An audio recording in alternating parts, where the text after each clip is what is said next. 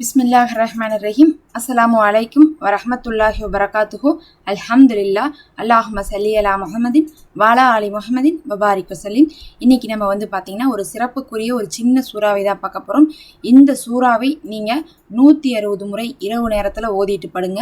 கடைசியாக பார்த்தீங்கன்னா இந்த ஒரு அமலை அமைத்து கொள்ளுங்க இசாவுக்கு பின்னாடி.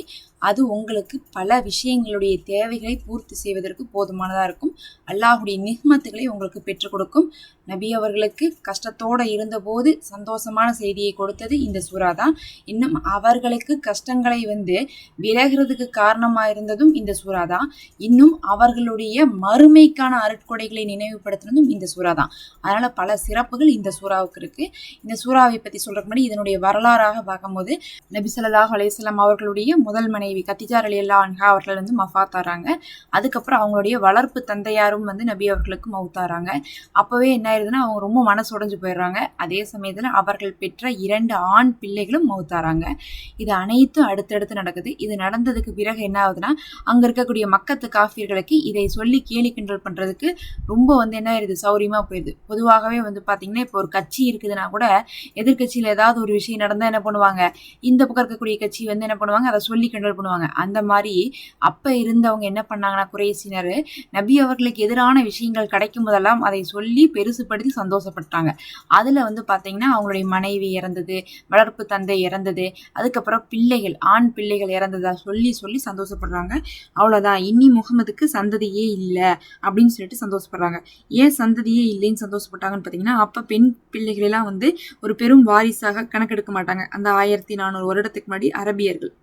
ஆனால் பார்த்தீங்கன்னா நபி அவர்கள் அதுக்கப்புறம் நபித்துவம் கிடைச்சதுக்கு பிறகு பெண் பிள்ளைகளுக்கான முக்கியத்துவத்தை சொல்லியிருக்காங்க. ஆனால் அவர்களுக்கு என்ன நடந்துச்சுன்னு பார்த்தீங்கன்னா ஆண் பிள்ளைகள் இல்லை, இனி இவருடைய தலைமுறையே நீடிக்காது, இவருடைய பேர் சொல்கிற மாதிரி யாரும் இருக்க மாட்டாங்க, இவர் பார்த்தீங்கன்னா இதோட என்ன ஆயிடுவார், முடிஞ்சிருவார் அப்படின்னு நினச்சாங்க. ஆனால் அல்லாஹ் உடனே என்ன பண்ணுறான், நபி அவர்களுக்கு இந்த சூறாவை தான் இறக்குறான். இன்ன அகுத்தைனா கல் கௌசர் ஃபஸ்ஸலி ரப்பிக்க வன்ஹர் இன்ன சானியக்க உவல் அபுத்தர்.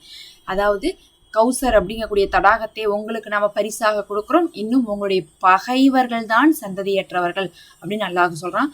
இன்னைக்கு பார்த்தீங்கன்னா அது உண்மையாவே நிரூபணம் ஆயிடுச்சு. 1400 வருடத்துக்கு முன்னாடி என்ன சொன்னாங்க, நபிக்கு ஆண் மகன் இல்லை, அவர் பெயர் நிலைக்காதுன்னு சொன்னாங்க. ஆனா இன்னைக்கு யார் பெயர் நிலைத்து கொண்டு இருக்குது, நபி அவர்களுடைய பெயர் தான் நிலைத்து கொண்டு இருக்கு. அவர்களுக்கு சந்ததியே இல்லதான், ஆண் மகனே இல்லதான் பார்க்க போனா. ஆனா என்னாச்சு, இருந்தாலும் அல்லாஹ் என்ன பண்ணிட்டான், உலகம் அழியிற வரை நபி அவர்களை பின்பற்றக்கூடிய ஜனங்களாகத்தான் நம்மளை ஆக்கி வச்சிருக்கான். நபியின் மீது செலவாத்து சொல்லாம நம்ம இருந்துட்டு இருக்குமா? ஏன்னா நபியுடைய செலவாத்தை நம்ம சொல்லாம நமக்கு அல்லாஹிடத்துல அருள் கிடைக்காது. அது இல்லாம நபியை நம்ம நினைக்காத நாள் இருந்துட்டு இருக்கா? நம்ம ஒரு ஹதீஸ் பின்பற்றினா கூட அது நபி அவர்கள் வழிகாட்டலின்படி தான் நம்ம ஹதீஸ்களை பின்பற்றுறோம். அதனால நம்மளுடைய வாழ்க்கை இஸ்லாம் அப்படிங்கிறது இப்ப நபியோடு பிணைந்துதான் இருக்கு. அப்படி அல்லாஹ் என்ன பண்ணிட்டான், ஆக்கிட்டான். அப்ப ஆனா அந்த சந்ததி இல்லாதவங்களா இருப்பாங்கன்னு சொல்லிட்டு கேலி கிண்டல் பண்ண குறைசினர் இப்ப எப்படி இருக்காங்க, யார் இருக்கா, என்ன இருக்கா, அவங்க குடும்பம் இருக்கா இல்லையா, அவங்களுடைய தலைமுறை என்னாச்சு, அவங்களுடைய சொத்து சுகம் என்னாச்சு, எதுவுமே தெரியாது. அப்ப அல்லாஹ் பாத்தீங்கன்னா இதை ஆறுதலாக கூறிய இந்த சூறா தான் பாத்தீங்கன்னா அருட்கொடைகளை நினைவுபடுத்தக்கூடிய சூறா. அல்லாஹ் வாக்களித்ததை காப்பாத்திருக்கான். அது மட்டும் இல்லாம தடாகல் கௌசர், மறுமை நாள்ல என்ன பண்றாங்க, கௌசர் தடாகத்தை அல்லாஹ் நபி அவர்களுக்கு கொடுக்குறான். அது நம்மளுடைய உம்மத்துக்கு கிடைக்கக்கூடிய ஒரு பெரும் சிறப்பாக இருக்கு.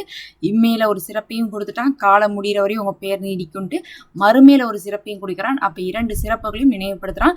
நீங்க எவ்வளவு கஷ்டத்தோட துன்பத்தோட இருந்தாலும் இந்த சூறாவை ஓதுங்க, 160 முறை ஓதுங்க. ஓதிட்டு அல்லாஹ் இடத்துல துவா செய்யுங்க.